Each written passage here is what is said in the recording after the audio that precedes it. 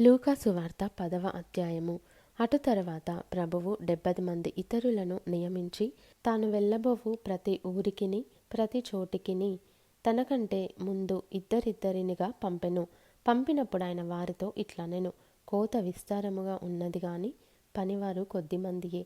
కాబట్టి కోత యజమానుని తన కోతకు పనివారిని పంప వేడుకొనుడి. మీరు వెళ్ళుడి.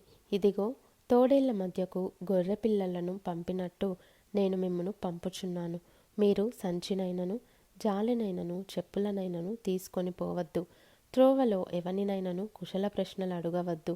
మీరు ఏ ఇంటనైనను ప్రవేశించినప్పుడు ఈ ఇంటికి సమాధానమగుగాక అని మొదట చెప్పుడి.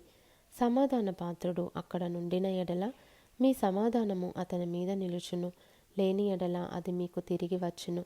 వారు మీకిచ్చు పదార్థములను తినుచు త్రాగుచు ఆ ఇంటిలోనే యుండుడి. పనివాడు తన జీతమునకు పాత్రుడు. ఇంటింటికి తిరగవద్దు. మరియు మీరు ఏ పట్టణంలోనైనా ప్రవేశించినప్పుడు వారు మిమ్మును చేర్చుకుంటే మీ ముందర పెట్టునవి తినుడి. అందులోనున్న రోగులను స్వస్థపరచుడి. దేవుని రాజ్యము మీ దగ్గరకు వచ్చి ఉన్నదని వారితో చెప్పుడి. మీరు ఏ పట్టణంలోనైనా ప్రవేశించినప్పుడు వారు మిమ్మును చేర్చుకొనకపోయిన ఎడల మీరు దాని వీధులలోనికి పోయి, మా పాదములకు అంటిన మీ పట్టణపు ధూళిని కూడా మీ ఎదుటనే దులిపివేయుచున్నాము. అయినను దేవుని రాజ్యము సమీపించి ఉన్నదని తెలుసుకొనుడని చెప్పుడి.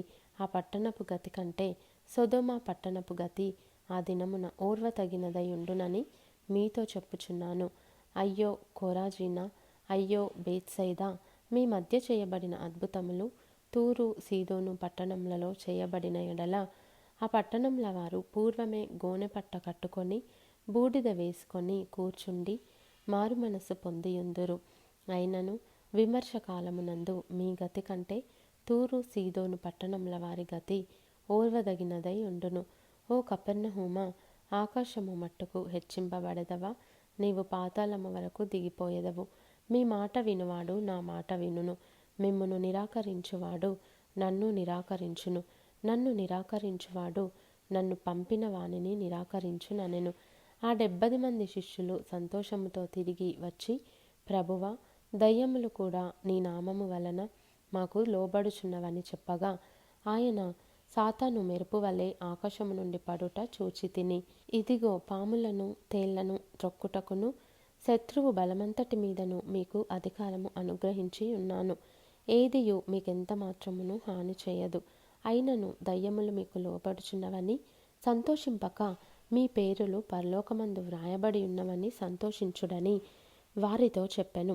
ఆ గడియలోనే యేసు పరిశుద్ధాత్మయందు బహుగా ఆనందించి, తండ్రి, ఆకాశమునకును భూమికిని ప్రభువా, నీవు జ్ఞానులకును వివేకులకును ఈ సంగతులను మరుగు చేసి పసిబాలురకు బయలుపరిచినావని నిన్ను స్తుతించుచున్నాను. అవును తండ్రి, అలాగు నీ దృష్టికి అనుకూలమాయెను. సమస్తమును నా తండ్రి చేత నాకు అప్పగింపబడి ఉన్నది. కుమారుడెవడో తండ్రి తప్ప మరెవడును ఎరుగడు. తండ్రి ఎవడో కుమారుడును, కుమారుడెవనికి ఆయనను బయలుపరచనుద్దేశించునో వాడును తప్ప మరెవడును ఎరుగడని చెప్పెను. అప్పుడు ఆయన తన శిష్యుల వైపు తిరిగి, మీరు చూచుచున్న వాటిని చూచు కన్నులు ధన్యములైనవి.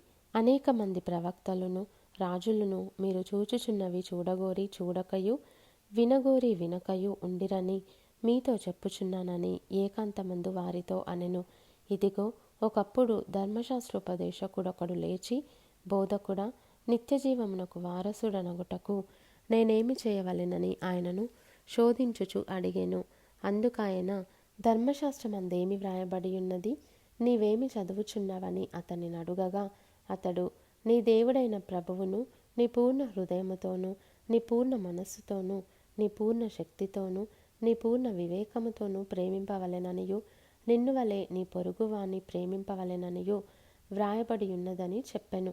అందుకాయన, నీవు సరిగా ఉత్తరమిచ్చితివి, అలాగు చెయ్యుము, అప్పుడు జీవించెదవని అతనితో చెప్పెను. అయితే తాను నీతిమంతుడైనట్టు కనబరుచుకొనగోరి అతడు, అవును గాని నా పొరుగువాడెవడని యేసునడిగెను.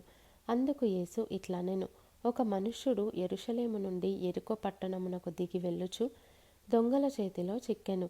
వారు అతని బట్టలు దోచుకొని అతని కొట్టి కొర ప్రాణముతో విడిచిపోయిరి. అప్పుడొక యాజకుడు ఆ త్రోవను వెళ్ళుట తటస్థించెను.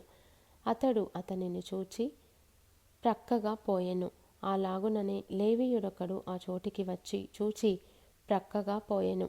అయితే ఒక సమరయుడు ప్రయాణమైపోవచ్చు అతడు పడియున్న చోటికి వచ్చి అతనిని చూచి అతని మీద జాలిపడి దగ్గరకు పోయి నూనెయు ద్రాక్షారసమును పోసి అతని గాయములను కట్టి తన వాహనము మీద ఎక్కించి ఒక పూటకుళ్ళవాని ఇంటికి తీసుకొని పోయి అతని పరామర్శించెను. మరునాడతడు 2 దేనారములు తీసి ఆ పూటకుళ్ళవానికిచ్చి, ఇతని పరామర్శించుము, నీవింకేమైనను ఖర్చు చేసిన ఎడల నేనే మరలా వచ్చినప్పుడు అది నీకు తీర్చెదనని అతనితో చెప్పి పోయెను. కాగా దొంగల చేతిలో చిక్కిన వానికి ఈ ముగ్గురిలో ఎవడు పొరుగువాడాయనని నీకు తోచుచున్నది అని యేసు అడుగగా అతడు అతని మీద జాలిపడినవాడే అనెను. అందుకు యేసు నీవును వెళ్ళి అలాగు చేయుమని అతనితో చెప్పెను. అంతట వారు ప్రయాణమైపోవుచుండగా ఆయన యొక్క గ్రామంలో ప్రవేశించెను. మార్తా అను ఒక స్త్రీ ఆయనను తన ఇంట చేర్చుకొనెను. ఆమెకు మరియా అను సహోదరి ఉండెను.